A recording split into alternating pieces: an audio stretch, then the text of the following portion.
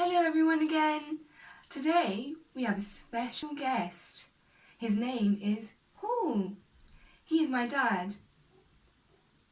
The reason why he's here is because he's provided the preschool with lots of craft materials, including paint and paintbrushes. Hope you enjoy. Over to you. Lewis Carroll's Alice in Wonderland. Chapter 1. Down the Rabbit Hole.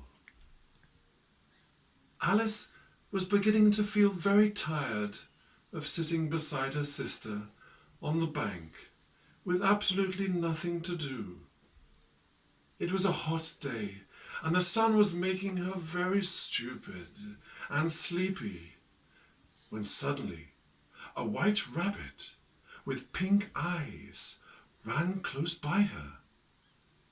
Alice didn't find that very strange, but when the rabbit actually took a watch out of its pocket and murmured, "Oh dear, I shall be too late," well, that was a different story, and she jumped to her feet and ran after it across the field. Fortunately, Alice was just in time to see the rabbit pop down a big rabbit hole. In another moment, Alice went after it. It was just like falling down a very deep well.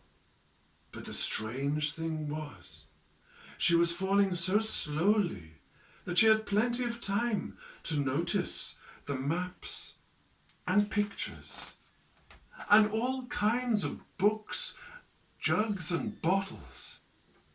Down, down, down she went, until suddenly, thump, thump, she landed on a heap of dry leaves. The fall was over. To her great relief, the white rabbit was still in sight, and Alice hurried after it.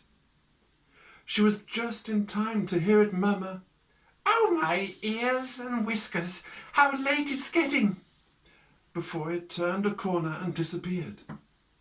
Alice was now in a long hall. All the doors round the hall were locked, but on a glass table she spied a tiny golden key. To her delight, the key opened the smallest of the doors, and she knelt down and looked into a lovely garden. It was the loveliest garden you ever saw, and Alice longed to be walking in it. But she couldn't even push her head through the doorway. "And even if I could," she told herself sadly, "my head would be of little use without the rest of me." There didn't seem much point waiting beside the door, so she went back to the table. There, to her surprise, she saw a little bottle, which had certainly not been there before. Around its neck was a label with the words "Drink me" printed on it. "I might as well," said Alice. The mixture inside was really very nice, for it tasted of custard, cherry pie, toffee, and hot buttered toast.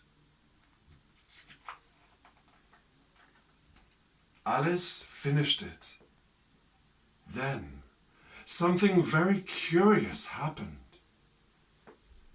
She began growing smaller and smaller. "Now I'm just about the right size to get into that lovely garden," she told herself as soon as she felt she had stopped shrinking. Alas, poor Alice! No matter how hard she tried, she could not climb the slippery table leg to reach the golden key that lay on the glass table. And she began to cry.